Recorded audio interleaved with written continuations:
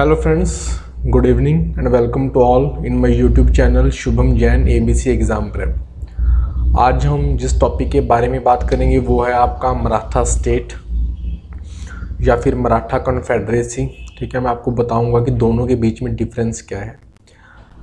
हम ये topic medieval history के अंडर कवर कर रहे हैं, जो आपका मध्यकालीन भारत का इतिहास है। ठीक है, उसमें अभी तक हम 2 वीडियोस कंप्लीट कर चुके हैं। एक आपका दिल्ली सल्तनत तक का वीडियो कवर होता है। ठीक है, सेकंड आपका अगर हम बात करें तो मुग़ल एम्पायर मोस्टली उस वीडियो में डिस्कस होता है। अभी हम थर्ड वीडियो में मराठा एम्पायर डिस्कस करेंगे एंड देन फिर आपका एक इम्पॉर्टेंट विजयनगर एम्पायर या विजयनगर सिटी के बारे में डिस्कस करेंगे। ठीक है, फिर हम एक सेपरेट वीडियो में आपकी कुछ रिलीजियस रिफॉर्म मूवमेंट्स, जिसको हम भक्ति मूवमेंट या सूफीज़म मूवमेंट के नाम से जानते हैं, उसके बारे में डिस्कस करेंगे।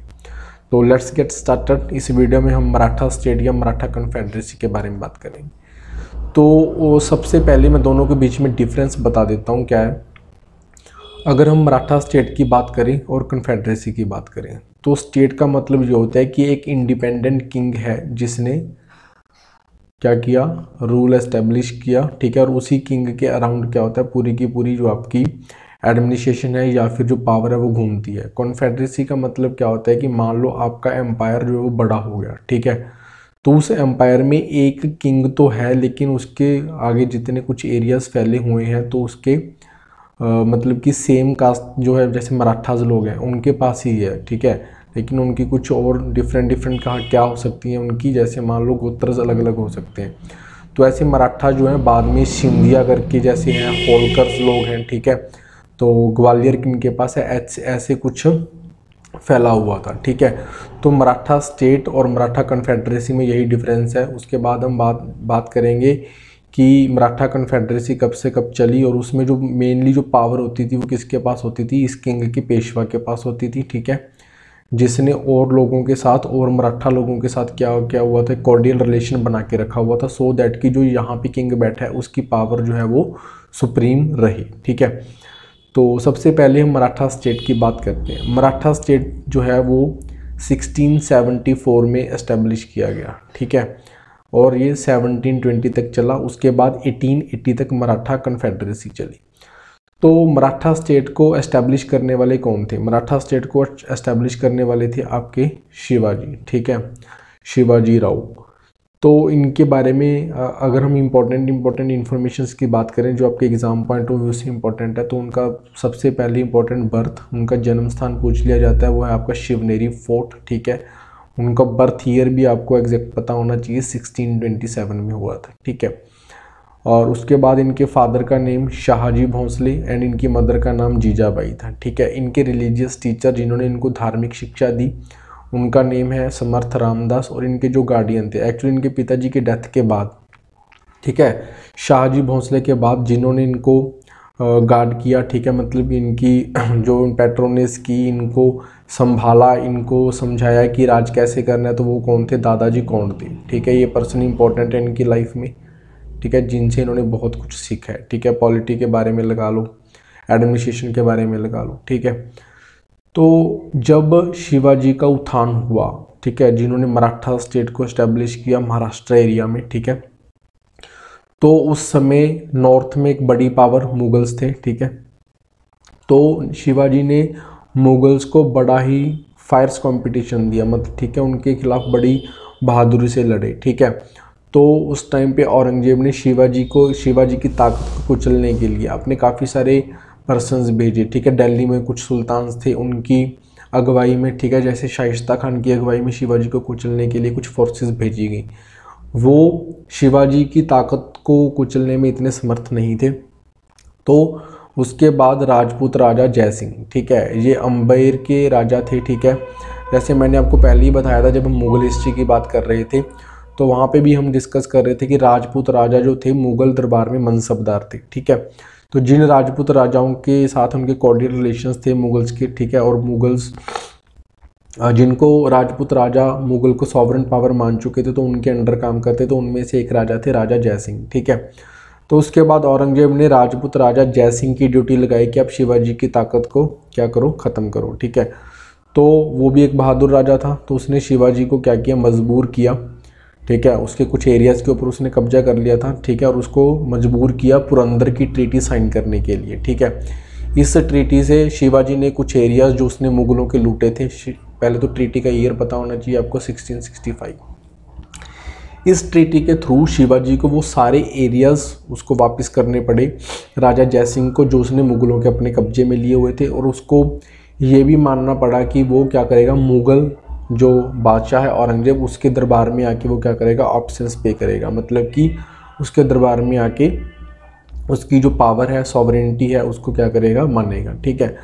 तो ये राजा जयसिंह की बहादुरी थी जिसने शिवाजी को यही काम करने के लिए मजबूर किया। लेकिन कुछ हिस्टोरियंस ये मानते हैं कि शिवाजी जो है इसलिए आगरा जाने के लिए मजबूर हुआ था क्योंकि वो खुद भी चाहता था कि मैं मुग़ल पावर्स को एक बार समझूं कि उनका एडमिनिस्ट्रेशन कैसे है, क्या सिस्टम है, सो दैट कि जब वो अटैक करे दिल्ली पावर के ऊपर या आगरा पावर के ऊपर तो उसको क्या हो, मतलब कि थोड़ा आसानी हो जाए। लेकिन औरंगजेब ने शिवाजी और उसके बेटे संभाजी को दोनों को कैद कर लिया गया था। बाद में शिवाजी वहाँ से क्या हो गए थे, भाग गए थे उसकी कैद से, ठीक है।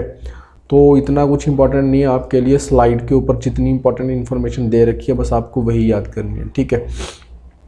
पुरंदर की ट्रीटी वेरी इंपॉर्टेंट, ये मुगलों की तरफ से राजा जयसिंह ने की थी शिवाजी के साथ, ये आपको पता होना चाहिए, ठीक है। उसके बाद है शिवाजी ने एक टाइटल धारण किया था, तो उस टाइटल का आपको पता होना चाहिए, हैंदेव धर्मोद्धारक, मतलब हिंदू धर्म का जो रक्षक है, ठीक है। उसके बाद शिवाजी का मुगलों के साथ थोड़ा संघर्ष चलता रहा, लेकिन उन्होंने बाद में क्या किया, ताजपोशी जो है शिवाजी की 1674 में हुई थी, और उन्होंने एक मराठा स्टेट एस्टेब्लिश कर लिया था और राजधानी किसको बनाया था, अपनी रायगढ़ को। ये आपको पता होनी चाहिए, मराठास की राजधानी स्टार्टिंग में जब शिवाजी थे तो उनकी राजधानी क्या थी, रायगढ़ उनकी कैपिटल थी, ठीक है। उसके बाद हम एडमिनिस्ट्रेशन की बात कर लेते हैं, क्योंकि शिवाजी ने भी अच्छा एडमिनिस्ट्रेशन दिया था। जब भी हम कोई बड़ा लीनियस पढ़ते हैं, जैसे हम दिल्ली सल्तनत के बारे में पढ़ा, हमने मुगल्स के बारे में पढ़ा, ठीक है, तो हम क्या करते हैं, उनके एडमिनिस्ट्रेशन के बारे में एक बार ज़रूर देखते हैं। तो ऐसे ही अगर हम मराठा एम्पायर के बारे में पढ़ रहे हैं तो उसके एडमिनिस्ट्रेशन के बारे में देख लेते हैं। सिमिलरली हम जब विजयनगर एम्पायर के बारे में पढ़ेंगे तो वहाँ पे भी उसके एडमिनिस्ट्रेशन के बारे में देखेंगे। तो एडमिनिस्ट्रेशन या फिर प्रशासन जो मराठा का रहा, तो मोस्टली शिवाजी ने जो इंट्रोड्यूस किए रिफॉर्म्स की बात करते हैं, लैंड रेवेन्यू सिस्टम की बात करते हैं, तो ज़्यादातर वो मलिक अंबर के जो रिफॉर्म्स थे, जो आपका अहमदनगर में रहता था, ठीक है, उसने इंट्रोड्यूस किए थे रिफॉर्म्स, उसके हिसाब से ही ये रिफॉर्म जो है वो बनाए गए थे, ठीक है, वो अच्छा सिस्टम था।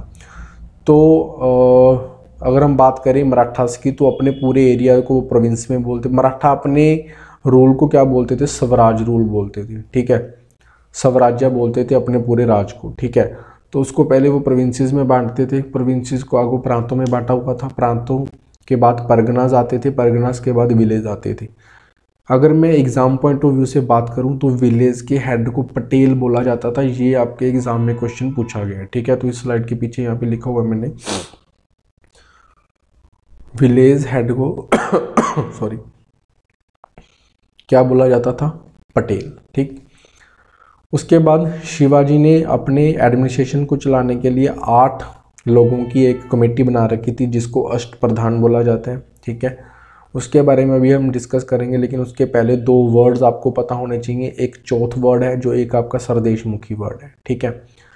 चौथ वर्ड का मतलब ये है कि मराठास आसपास के एरियाज़ में से उन राजाओं से क्या लेते थे, टैक्स लेते थे, सो दैट कि वो राजे जो हैं वो अपने आप को सुरक्षित माने, मराठास उनके ऊपर क्या नहीं करेंगे, रेड नहीं करेंगे। तो रेड ना करने के बदले में उनसे टैक्स लिया जाता था, इसको बोलते थे चौथ, ठीक है। सरदेशमुखी क्या था कि जो एरियाज मराठा मानते हैं कि हमारे पूर्वजों के थे, लेकिन अभी मुगलों ने उनके ऊपर कब्जे कर रखे हैं, तो मुगलों से उसका क्या किया जाता था, 10% एज अ टैक्स लिया जाता था, सो दैट कि हम ये मानेंगे कि हाँ कोई बात नहीं, वो मुगलों के पास है एरिया, लेकिन हमें उनसे क्या मिल रहा है, कुछ रेवेन्यू या टैक्स मिल रहा है, तो उसको हम क्या बोलते हैं, सरदेशमुखी। ये 2 टर्म्स बहुत इंपॉर्टेंट है, ठीक है, एग्जाम्स में पूछी जाती हैं। उसके बाद है आपका अष्टप्रधान, जिनकी हम बात कर रहे थे, उनमें से सबसे इंपॉर्टेंट पोजीशन जो होती थी पेशवा की होती थी, ठीक है। पेशवा प्राइम मिनिस्टर के तौर पे काम करता था, ठीक है। अमात्य जो थे वो आपके फाइनेंस मिनिस्टर थे, वकनवीस जो थे वो आपके होम मिनिस्टर थे। कुछ टर्म्स ही हैं, आपको याद ही करने पड़ेंगे, इसमें समझाने वाला कुछ ज़्यादा है नहीं।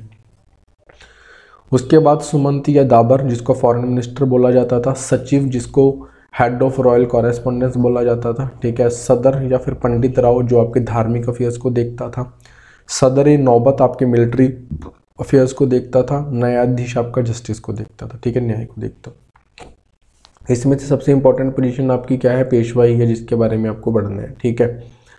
उसके बाद हम शिवाजी के सक्सेसर्स की बात करते हैं, ठीक है। शिवाजी की डेथ के बाद उनके बेटे जो हैं संभाजी वो गद्दी के ऊपर बैठे 1680 से लेके 89 तक। ये एल्डर सन थे शिवाजी के। दूसरे बेटे का नाम क्या था, राजा राम था, जो बाद में गद्दी के ऊपर बैठे, ठीक है। तो संभाजी जो थे उसके बारे में आपको सिर्फ एक चीज़ पता होनी चाहिए कि वो शिवाजी के बेटे थे और इन्होंने औरंगजेब के रिबेलियस सन, जिसने औरंगजेब के खिलाफ विद्रोह किया था, जिसका नाम था अकबर टू, ठीक है। जब हमने इनकी क्रोनोलॉजी पढ़ी थी तो वहाँ पे बताया गया था अकबर टू भी एक राजा बनना था, ठीक है, बाद में बना है वो। लेकिन उस समय जब औरंगजेब था उसके समय में अकबर के सन ने रिबेलियन किया था कि औरंगजेब का शासन अच्छा नहीं है, तो औरंगजेब इसको संभाजी ने क्या किया था, प्रोटेक्शन दी थी, इसी वजह से औरंगजेब ने उसको मरवा दिया था, ठीक है। नाउ संभाजी की डेथ के बाद राजा राम, ठीक है, उसी का ब्रदर था, छोटा ब्रदर था, वो गद्दी के ऊपर बैठा 89 से लेकर 1700 तक रहा। उसके टाइम पीरियड के दौरान, ठीक है, मुगलों ने क्या किया, मराठा एम्पायर को क्या किया, रेड किया, ठीक है, और उनकी कैपिटल जो थी, मेन कैपिटल रायगढ़, उसके ऊपर कब्जा कर लिया था। राजा राम वहाँ से भाग गया था, लेकिन उस अटैक के अंदर मुगलों ने संभाजी जो ऑलरेडी मर गए थे, उनकी वाइफ और उनके सन जिनका नाम था शाहू, दोनों को क्या कर लिया गया था, बंदी बना लिया गया था, ठीक है। उसके बाद क्या है कि राजा राम के बारे में आपको एक और इम्पोर्टेंट चीज़ पता होनी चाहिए, उन्होंने एक नई पोस्ट क्रिएट की थी। पहले देखो 8 पोस्ट तो ऑलरेडी थी जिसको शिवाजी ने क्रिएट किया था, जिसको हम अष्ट प्रधान बोलते हैं, लेकिन एक 9वीं पोस्ट जिसको प्रतिनिधि बोलते हैं वो क्रिएट की गई थी राजा राम की तरफ से। और ये प्रतिनिधि क्या होता था कि जो आपके 8 लोग होते थे, ठीक है, जो इम्पोर्टेंट कमेटी होती थी 8 लोगों की, उनके ऊपर सबसे इम्पोर्टेंट पर्सन जो होता था, ठीक है, पेशवा के ऊपर होता था, ये पेशवा के भी ऊपर होता था, तो उसको प्रतिनिधि बोला गया, राजा राम ने क्रिएट की थी, ठीक है।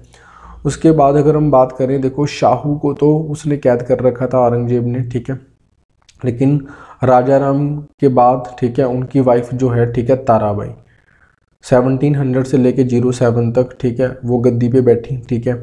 इसके बेटे का नाम था Shivaji two. She was Raja Ram's wife and was ruling on behalf of her minor son Shivaji to.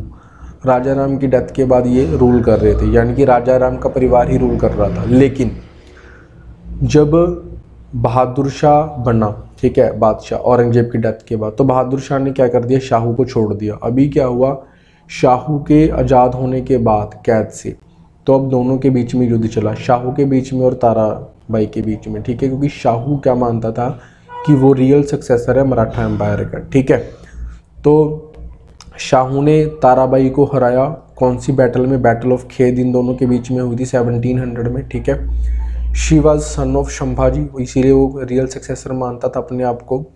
उसने मराठा को कैप्चर कर लिया, मराठा गद्दी को, ठीक है, ताराबाई को उसने हरा दिया था, ठीक है। तो आपको कुछ लीनेज पता होनी चाहिए बस, ठीक है। उसके बाद जब शाहू ने शाहू ने जब मराठा एम्पायर के ऊपर रूल करना स्टार्ट किया, ठीक है, गद्दी वापस ले ली उसने ताराबाई से, तो उस टाइम पे एक इम्पॉर्टेंट पोजीशन जिसके बारे में हम पढ़ रहे हैं, तो पेशवा, वो काफ़ी पावरफुल हो चुके थे, ठीक है, क्योंकि शाहू लंबे समय में कैद में रहा था, तो पेशवास के ऊपर ही डिपेंड करता था मोस्टली एडमिनिस्ट्रेशन जो मराठास का था। तो शाहू के समय पे ये क्या हो गए, और पावरफुल हो गए। तो यहाँ पे मराठा कन्फेडरेसी की बात आती है हमारी। मराठा कन्फेडरेसी 1720 से लेके 1818 तक चली है, ठीक है। तो यहाँ पे हम कुछ इंपॉर्टेंट मराठास के बारे में पढ़ लेते हैं, पेशवास के बारे में पढ़ लेते हैं, जो प्राइम मिनिस्टर के तौर पे काम करते थे, सारी पावर इन्हीं के हाथों में थी। तो सबसे पहला पेशवा बालाजी विश्वनाथ 1713 से लेकर 20 तक रहा। First Peshwa made an agreement with Sayyid brothers to recognise the Shahu as the king of the Maratha empire. देखिए अभी क्या होता था कि मैंने आपको बताया साउथ में मराठा पावर, ठीक है, और नॉर्थ में आपकी मुगल पावर्स, इन दोनों के बीच में क्या रहती थी, मतलब कि लड़ाई चलती रहती थी, ठीक है। मतलब कि मुगल्स ये चाहते थे कि मराठा ज़्यादा स्ट्रॉन्ग ना हो, लेकिन यहाँ पे जो पेशवा था बालाजी विश्वनाथ, और यहाँ पे जो मुग़ल रूल होता था उसके किंग जो होते थे मुग़ल एम्पायर्स के, वो डिपेंड करते थे सैयद ब्रदर्स के ऊपर, जिनकी बदौलत ही बहुत सारे किंग्स चेंज हुए हैं, इसीलिए इनको किंग मेकर भी बोला गया। ये हम मॉडर्न हिस्ट्री में पढ़ेंगे, ठीक है। और यहाँ पे अगर नीचे बात करें तो मराठा जो किंग होता था, ठीक है, उसका जो मेन करता धरता होता था वो पेशवा होता था। तो पेशवा ने इन सैयद ब्रदर्स के साथ मिलके किंग फ़रुखशियर को मना लिया था कि वो क्या माने, शाहू को मराठा स्टेट का राजा मान ले, ठीक है। तो इसलिए बोल सकते हैं कि इन्होंने इम्पोर्टेंट रोल प्ले किया था। इसी वजह से कुछ समय के लिए क्या हो गया था, मुगल्स और मराठास के बीच में क्या हो गया था, टसल्स बंद हो गई थी, ठीक है, लड़ाइयाँ ख़त्म हो गई थी। बाद में जब दिल्ली के ऊपर अंग्रेज़ों का अधिकार हुआ तब जाके मराठा एंग्लो वॉर स्टार्ट हुए, ठीक है। उसके बाद यहाँ पे सिर्फ आपको इतना ही करना है, ठीक है। बालाजी विश्वनाथ, उसके बाद सेकंड जो है बाजीराव, इन्हीं का बेटा था, ठीक है। और वो बहुत ही बहादुर था। उसने एक लाइन बोली थी जो आपको पता होनी चाहिए कि मुग़ल एम्पायर कमज़ोर हो रहा है, ठीक है, अगर हम इसके मेन ट्रंक के ऊपर हमला करेंगे तो इसकी ब्रांचेस अपने आप गिर जाएंगी, ठीक है। Let us strike at the trunk of the withering tree and the branches will fall of themselves. उसके बाद बालाजी बाजीराव बने। आपको सिर्फ क्रोनोलॉजी पता होनी चाहिए, ठीक है। जितनी चीज़ें बताई जा रही हैं वो मोर देन सफिशिएंट है, इससे ज़्यादा आपको कुछ करना नहीं है। हाँ, अगर आप पीसीएस अगर यूपीएससी के मेंस पॉइंट ऑफ व्यू से बात करें तो फिर वो एक अलग चीज़ है। मैटर्स को कैसे आपको डिफाइन करना है, ठीक है, क्या क्या रीजंस रहे थे, वो एक अलग चीज़ है। हम ऑल नॉर्मल एग्जाम्स की बात करें जहाँ पे सिर्फ एमसीक्यूज़ में क्वेश्चंस पूछे जाते हैं, ठीक है। अगर आपको एमसीक्यूज़ में लाइन में भी क्वेश्चंस पूछे जाते हैं जहाँ पे डिस्क्रिप्टिव्स आती है, like UPSC PPSC PCS prelims की बात आती है, तो वहाँ पे जो चीज़ पूछी जा सकती है वो हम आपको बता रहे हैं इस स्लाइड में, ठीक है। बालाजी बाजीराव को नाना साहेब भी बोला जाता था, ठीक है। नाना साहिब, उसके बाद इसके सिर्फ नेम ही इम्पोर्टेंट है। अगर हम बात करें उसके बाद जो मेन बैटल हुई थी, ठीक है, वो थी आपकी थर्ड बैटल ऑफ पानीपत, ठीक है। 14 जनवरी और 1761 में लड़ी गई थी अहमद शाह अब्दाली के साथ, ठीक है, जिसने मराठा पावर को क्या कर दिया गया था, बहुत ही बुरी तरह से इसको ख़त्म किया था, ठीक है। उसके काफ़ी सारे रीज़न हैं। जो हम पंजाब हिस्ट्री डिस्कस करते हैं वहाँ पे हमने वीडियोज़ में डिस्कस किया हुआ है कि अहमद शाह अब्दाली के साथ इनका स्ट्रगल कैसे चला, ठीक है। और ज़्यादा हम यहाँ पे कुछ डिस्कस करेंगे नहीं। अगर आपको डिटेल में जानना तो पंजाब हिस्ट्री के वीडियोज़ देख सकते हैं, वहाँ पे अहमद शाह अब्दाली के अटैक्स के बारे में लिखा हुआ है, वहाँ पर हमने डिस्कस किया हुआ है। मराठास के बारे में अगर हम डिस्कस करें तो सबसे इम्पोर्टेंट आपको कुछ ईयर्स पता होने चाहिए कि एंग्लोज के साथ, ब्रिटिश के साथ इनके कौन कौन से वॉर्स हुए और कौन कौन सी ट्रीटीज़ हुई। देखिए, फर्स्ट जो वॉर हुआ था 1775 से लेके 85 तक हुआ। उसका रीज़न ये था कि मराठास के आगे सक्सेसर्स में क्या चल रहा था, वॉर चल रहा था कि कौन सक्सेसर मराठा स्टेट को लीड करेगा। तो अंग्रेज़ों ने क्या किया था, रघुनाथ राव इस बंदे को सपोर्ट किया था, जो माधवराव जो है, ठीक है, उनको नहीं पसंद था, ठीक है। तो इनके बीच में इसी वजह से स्ट्रगल चली। ज़्यादा रीजंस आपको नहीं करने, आपको सिर्फ ये पता होना चाहिए फर्स्ट वॉर कब हुआ और किस ट्रीटी के साथ ख़त्म हुआ। पहले कन्वेंशन ऑफ वडगांव साइन की गई, यहाँ पे ब्रिटिशर्स को हार मिली थी। ट्रीटी ऑफ सालबाई से युद्ध खत्म हो गया था 1782 में। सेकेंड आपका 1803 से लेके 6 तक चला सब्सिडरी अलायंस, ठीक है, आपको सबको पता है। आप कमेंट सेक्शन में कमेंट करके बताइए कि सब्सिडरी अलायंस जो है किसने लेके आया था, सब्सिडरी अलायंस कौन बंदा लेके आया था, ठीक है। सब्सिडरी अलायंस के तहत मराठा ने क्या मान लिया था, ब्रिटिश सुजेरिनिटी मान ली थी कि हम ब्रिटिश एम्पायर के अकॉर्डिंग ही काम करेंगे, ठीक है।